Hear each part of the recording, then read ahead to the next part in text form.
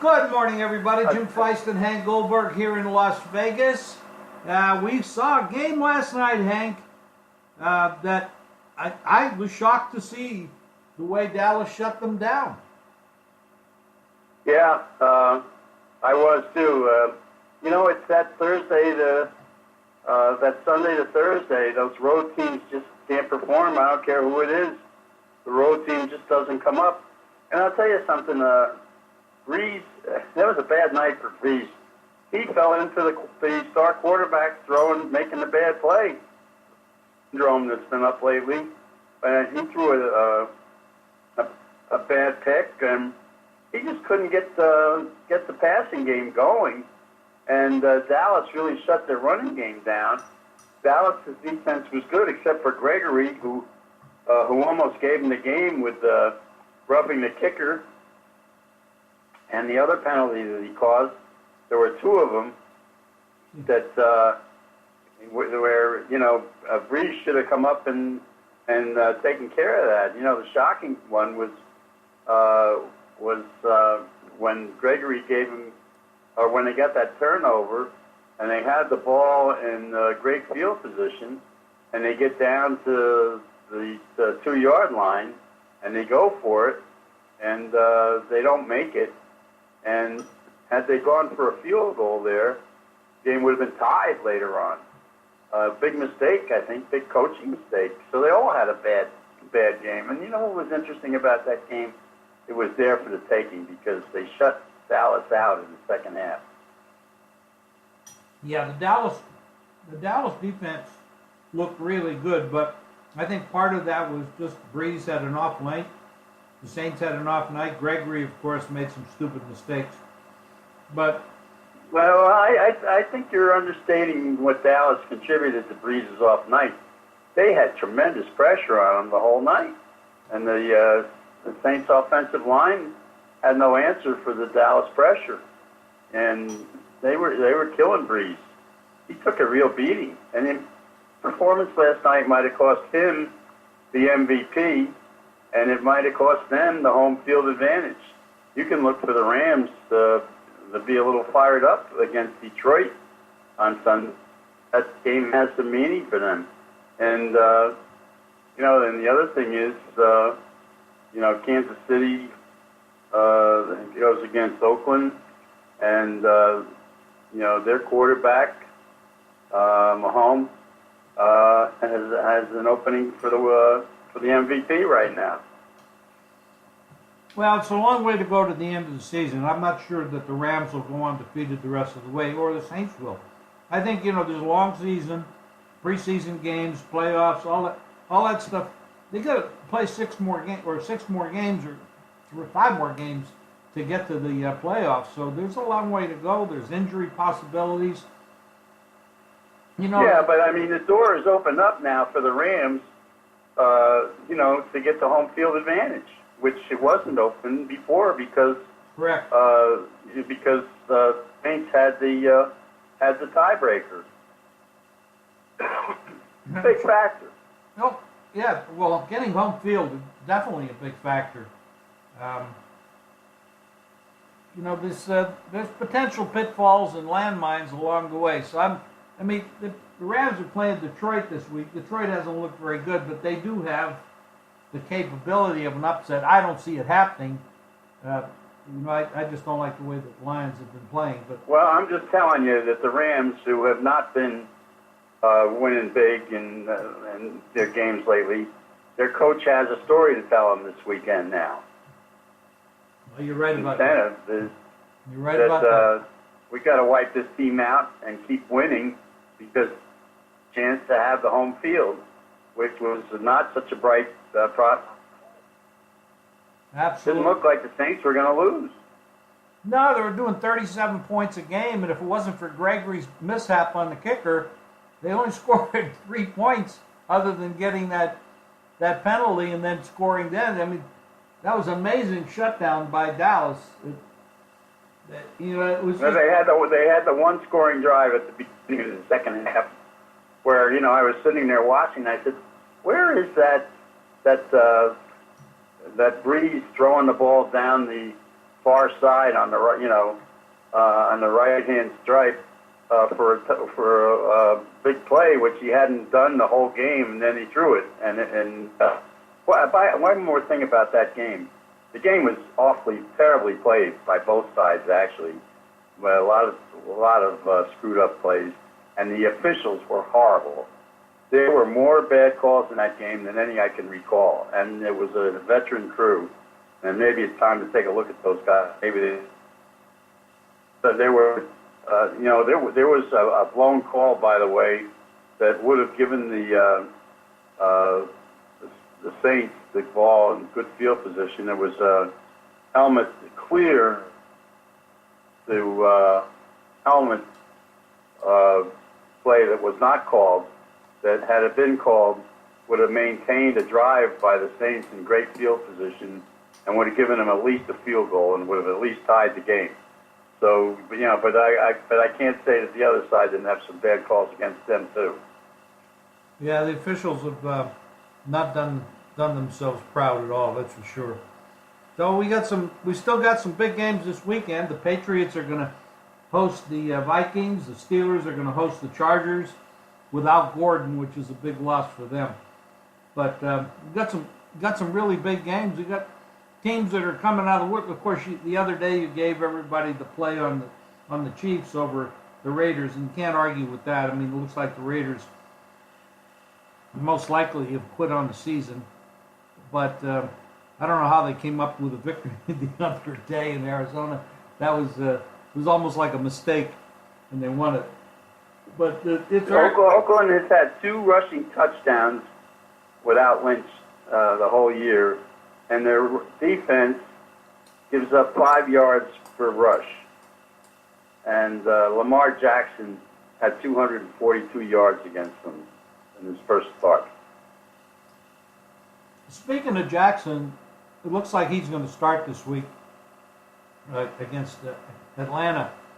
But Flacco's been practicing as well. But he's starting. Yeah, it's already been decided. Who's starting? Jackson's starting. Yeah, that's what I said.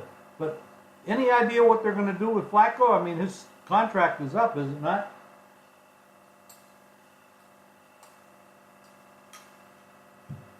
What's that? Any idea what they're going to do with Flacco moving forward? No, I don't. I think they'd like to unload him, to be honest with you. Yeah, he's got a big contract. They have shown that these high-priced quarterbacks that have gotten the full money have just not been doing all that well for their teams. The high-priced quarterbacks that have taken less than the max, their teams are doing better. And, of course, some of these young kids are doing extremely well that are still on the rookie contract. Mahomes. You know something? That's all speculation at this point, and some management changes are going to occur too with some of these teams. Getting back to this week for the moment, I think there's an angle on some of these games that's common to some of these teams with some of these young quarterbacks who are all going to be stepping up against the competition that they've had. I'll tell you one in particular, Cleveland. That quarterback has been very distracted this week and he brought it on himself with all the stuff with Hugh Jackson and the debate about him going to Cleveland. Coach Mayfield has played well, but he's been playing against very inferior competition defensively. His last game was against Cincinnati, whose defense is terrible. This week he plays against Houston, and he's going to have to go up against Watt, Trinity, and Merciless. I think he's going to be facing far greater competition, and he hasn't had his eye on the ball this week.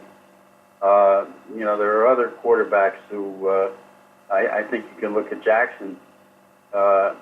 His 2 games have been at home, and he's gone into a dome.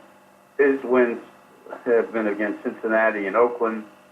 Atlanta is in no great shakes, but going into the dome in Atlanta, he may find things a little more difficult for him.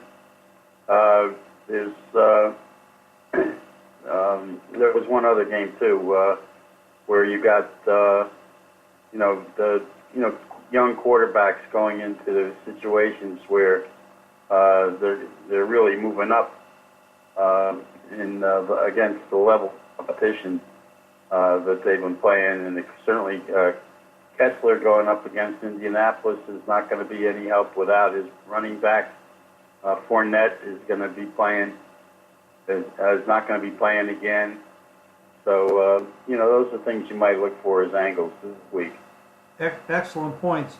You got a team like the Panthers, that go to a different subject, who have lost a couple of games in a row, and a couple of weeks ago we were saying this is a playoff contender, and now they're desperate to get back into it. And of course they're going to Tampa. They're favored, but Tampa has been a turnover machine this year, and that's been a real big downfall. Yeah, they can move the ball, they score a lot, whether it's Fitzmagic or Winston, but they do turn the ball over a lot. Carolina really needs to step up and get back into the picture, especially. They're probably looking at they're definitely looking at wild card situation, and that did not help them losing 2 straight games. Now they got to go on the road and pick up a victory. I've lost all confidence in Carolina because of their defense. Their defense has not played well, and their secondary has been giving up big plays, and that's been their problem. They can't stop anybody, and this will be a big test for Tampa Bay and their quarterback, and what his future is going to be. He needs to play well, or he's gone. The Packers face one of those young quarterbacks, Rosen, this week. They're home. They're a big favorite, but Green Bay has not played well. There seems to be contention between the coach and the quarterback. That's an issue. Rosen is the third quarterback who will have problems this week. Going into that weather, he's a Southern California kid, and I think he's a third one who's going to have his work cut out for him against, going into Lambeau in December is not easy for a veteran guy, let alone a rookie. And I think he's the third guy who's going to face the music this week. The 49ers have a situation like that too, and they're going up to Seattle, and Seattle's in playoff contention, playing well. They come off the Carolina victory on the road, which was impressive, even though we know that Carolina made some mistakes in that game, a lot of mistakes in that game. But San Francisco, that quarterback had one good game, and then he hit the wall fast. Seattle's playing well. They lead the league in rushing attempts. They lead the league in rushing. They've got 3 running backs that are doing a good job, and then that leaves Russell Wilson to not have to run the ball so much, and when he does, it's very effective. So that's that's kind of a throwback offense to what we used to see years ago, but they're doing it effectively, and they got a history. And Russell Wilson is definitely a guy that knows how to win the big games. And he threw some dimes last week that just dropped right into the bucket and brought them back to that victory. So that's another big game. A lot of big prices, a lot of road favorites this week, Hank. What's an interesting game is Minnesota and New England, because Michelle, I think, might be back for New England, and Gronk, now Gronk is iffy again, but Brady has only thrown 3 touchdown passes in his last 4 games, and he's facing a real tough defense this week with Minnesota coming in there. That's an interesting game, and but there are some road favorites. Indianapolis going into Jacksonville, but Jacksonville's a mess, and you got. Carolina is a favorite again, going up against Tampa Bay. Baltimore, slight favorite against Atlanta. Atlanta has actually, The quarterback for Atlanta actually hasn't played all that bad at home. It's been the defense that's been terrible, but their defense has been all beat up. The Bears favored against the Giants. No Trubisky again this week, but the Giants, and their coaching situation, some of the mistakes they made last week. But the Bears defense right now is playing so well. Denver is favored over Cincinnati. They're a big favorite on the road. So you're right. There's a lot of road favorites this week.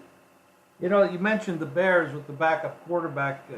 I've been a fan of Chase Daniels for years, and he can put together a pretty good game. He's a smart guy. He's got talent. He's not a starter in the league, but when he plays as a backup, he's been very effective. And with that defense, and the Giants are a mystery. They've been a mystery to all of us all year long, and what they're doing there with Eli Manning and all the other stuff that goes on, it just seems like the two New York franchises, the Jets and the Giants, are a mess right now. And going forward, well, the Giants are 4-1 against the spread at home this year, and Eli had a couple of good games in a row where there was no pressure on him. He's going to have plenty of pressure on him again this week, and they've got the running back, who had 111 yards in the first half, and then he went on stall because he never got the ball in the second half. Talking about Barkley. But, he's going to have trouble running against the Bears' defense. The Bears' defense is really, they're the unstoppable unit. Yeah, you're right about that. It should be an interesting week. We got college basketball. That's a big, we always have a lot of games on tomorrow. Saturday is always loaded with college hoops. And got the conference championship games. Yeah, and that's really football. Interesting. Big game with Alabama and Georgia. Huge game. A lot of these conference championships are very interesting. I look forward to them every year. I have some pretty strong opinions on them, and I'm looking forward to that, and I know you do as well. Hank's there's a couple of there's one thing, you asked me a lot about NBA, and I've been following one team, and they've been pretty good, very good, in fact. Doc Rivers has done a tremendous coaching job with the Clippers. They're the LA team to keep an eye on, and they've been winning game in, game out. They may even have taken over the lead. They were a half a game behind Golden State, and last night they had a big win on the road again. And he's got a lot of young players who are playing very well together. And the night before last, they covered a big number at home. They were a 10-point favorite, and they won by about 15 points against Phoenix. And last night they went up and beat Sacramento. They are right now playing as well as any team in the West, record-wise. That's an interesting tip that we should. I'm going to take a closer look at them now that you brought that up. Yeah, all you have to do, the NBA is tough because, a lot of people say that the NBA regular season is like a preseason, because half the teams end up in the playoffs anyway. But when you find something like you found with the Clippers, you can latch onto that and make yourself quite a bit of money over a long period of time, and ride it out. Well, I think they've won 16 or 17 games. They were, and they've lost 9. That's pretty damn good. Well, Hank, your plays and my plays are up at jimfeist.com. Anything else that you want to talk about before we close off for the week? Mendelssohn leads the field in the Cigar Mile. Going to be favored. I think he's beatable. It's the biggest stakes race of the fall meet at Aqueduct, and that's tomorrow. And we'll have a selection for you. Oh, that's awesome. Awesome. I'll look forward to that. National TV, I assume? No. No? No, that's not national TV. It's on TVG, and Yeah, we'll pick it up. or you can watch the race at any racetrack in the country. Yeah, it's true. I like watching those big races. It's always exciting. Hank, have a great weekend. Pick a lot of winners. Stay well. And everybody, go to jimfeist.com for Hank's plays and mine. We're going to have a big weekend. Both of us, I'm sure we're going to come out on top. A lot of NFL, a lot of college football, a lot of college basketball, spotting some of the NBA, and the horses. You can't ask for more than that. Thanks, Hank. I appreciate it. All right, Jim. Let's have a good weekend. You too, buddy. Take care.